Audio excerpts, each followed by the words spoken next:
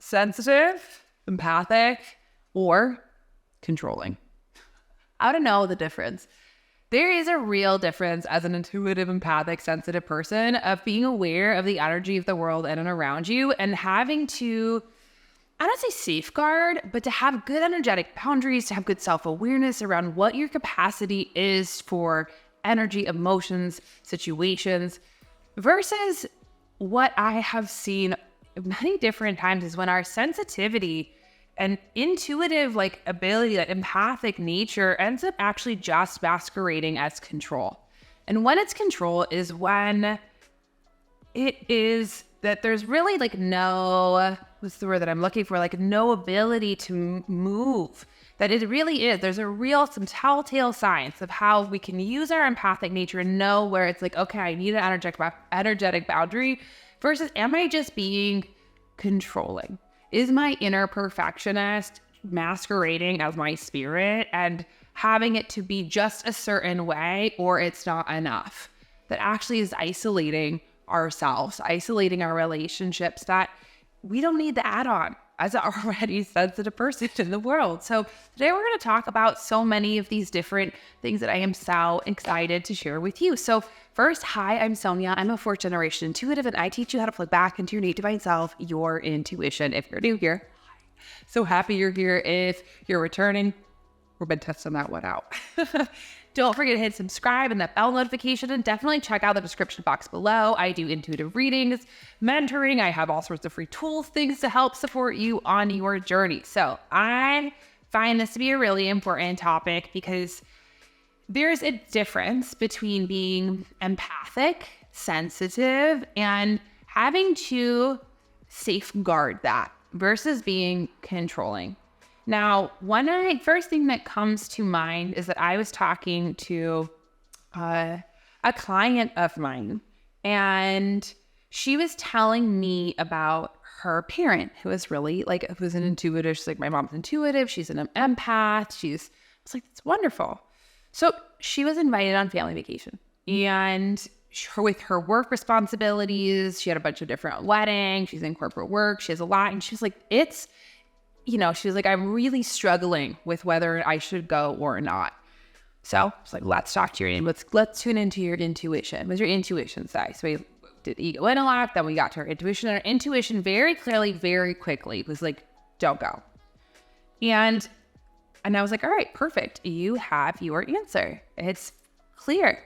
It's well, I'm really afraid because if I tell my mom, she's so sensitive. She's so empathic that we're going to have a meltdown, and I'm going to make her feel so bad. She's going to be so sad. It's going to be a whole thing. And, she's like, she's just a really sensitive, empathic person. And every time I have to have a conversation with her, it's hard. I'm like, well, is that sensitivity? Is that really empathic nature? Or is that just control? If your emotional response becomes so big that it's another person's responsibility to manage, to down pillow you in life, then that often is control. It is controlling. Her mom was being controlling of what she wanted, of how she wanted things to be, of what she expected, of how she was able to communicate, of all these different things that ended up for her daughter being walking on eggshells. And with that when we're in that energy as well, it takes away, it makes being clear and telling the truth, which intuition is really linked to, challenging. If we're so sensitive that we can't hear what is so without filtering it through our nervous system, then that makes our world really, really, really small. So if it's control, it's where you expect everybody else to accommodate you, right? It's you expect everybody else to know the unspoken rules of what is and is not allowed, and it's their responsibility to take care of you. That is control. That is control. When it is awareness, when it's okay, I know what I'm available to. For example, for myself, as a very intuitive, empathic person, what I know is that scary movies are not for me. So, for example, if I'm in a place where everybody wants to watch a scary movie and it's not for me, first I will vocalize that, hey, for me, that's in my nervous system. That's really challenging. That I don't find that fun. Could we watch something else? If everybody's like, hey, I want to watch this movie, I'll say, great, have a good time. I'll go into the other room and read my book and not take it personally. When it's control, when other people have a choice and don't do what it is that you would hope or want them to do, and you have hurt feelings, control, right? I'm like, oh my gosh, I can't believe it.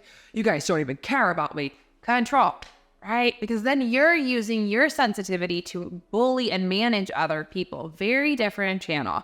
When you're an empathic, intuitive person, and no, for example, what I love, my best friend was here for Mardi Gras. And we had a beautiful day, full day. At the end of the day, we were dancing at this, this spot, doesn't matter. This group, LSD Clown System here in New Orleans, one of my faves. And she's a very sensitive, intuitive, empathic person as well. And so we're dancing, and me and my partner are New Orleans natives, or not natives, locals. And so we met a bunch of different friends and people who came around, and, and that was lovely. And she just came and tapped me on the shoulder and said, Sonia, I just want to let you know that I am getting pretty saturated. There's been a lot of stimulation for the day, but I'm either maybe just going to sit or kind of dance by myself, but I don't really want to socialize. And also, I'm getting ready to go home. I don't know if you're ready, but I'm happy to take an Uber cab. I just wanted to let you know where I was at. And I was like, I love this so much. Honoring her needs, honoring her sensitivity, honoring that the stimulation, honoring what was too much, communicating that directly with me, and also prioritizing and being responsible to herself for what she needs instead of expecting everybody else to do it. It's like, oh, I'm having a bad, oh, I'm so sensitive, it's too much, and now you have to. Mm-hmm. Now, of course, I went home with her to my best friend. We had a great time at the end of the night, but that is the difference. And when we can communicate with care, and also in that as intuitive, sensitive people, and communicating our needs, of having that be our ground and center, right? Sometimes when you're an intuitive and empathic person and you've grown up as sensitive, there's a lot of feedback that you were too sensitive. And where that is where we look to other people for permission. So if you get, oh, you're being too sensitive, it's like that. Well, that's what works for you. This is what I need, and this is what feeds this is what takes care of me. So I fully support, but I'm not gonna. That's where you don't explain over any of it. Just know and honor that, and make decisions centered in that without it being a big deal. It does not have to be a big deal. For example, my sister, intuitive, empathic little bean, and she does not like concerts. She does not like concerts. She does not like crowds. That's not her thing. It overwhelms her. And instead of it being drama, she just will say, no, thank you so much for the invite, but I'm good. Also of just where our empathic, intuitive nature can be controlling too, is where we take things really, really, really, really personally. And I know that I've struggled with that and still do, because I am sensitive and I care a lot. But I've also recognized that often it's not that personal. It's not actually about me. It's not a personal attack. And that is where we can have our own practice to pause, get to neutral, instead of running everything through our nervous system, which is a practice. And you can check out my video on helping to not run it through your nervous system, because every time that we do that, we actually use that intuitive, sensitive, deep feeling superpower nature, instead of electrocuting ourselves, instead of controlling other people, letting that energy spill out. When we can manage those reactions and notice that they tell us what it is that we value, but that we can channel that energy consciously, being like, okay, this is where I'm putting it. It's a force, it's a power. As you know, it's like sometimes when we have those sensitivities, it's like being electrocuted. You're like, ooh. All right, well, with that jolt, if it doesn't just electrocute us, if you can channel it in a direction, imagine what you can create. Really cool stuff. So I hope that you enjoyed this video. So ask yourself, right? Is it control or is it sensitivity?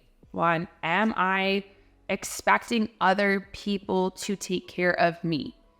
Is centered in myself? Am I responsible for my own needs? Does it have to be a big deal? Do I have to have other people change, right? A lot of times control is where we want other people to change how they are to take care and accommodate us. Now there's growth, right? But you need to be different.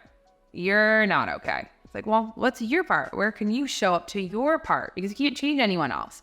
We can only change ourselves. And the way that we create change in those relationships is by changing our reaction that puts in a new input into the system, where we get a new result. So it's a lot of info. So anyway, I hope that you enjoyed this video of this spicy topic. And let me know. What do you think? I'd love to hear from you in the comments. It really means the world to me. So I can't wait. Don't forget, come to my website, check out It's All Related, my family podcast. All the different things. Get a reading, find out your soul purpose, your gifts, your burning questions, all of it. Want to mentor with me? I do one-on-one mentoring in depth. You can book a discovery call, see if working together is a good fit. And most importantly, thank you. Love you, Spirit. Bye. See you next week.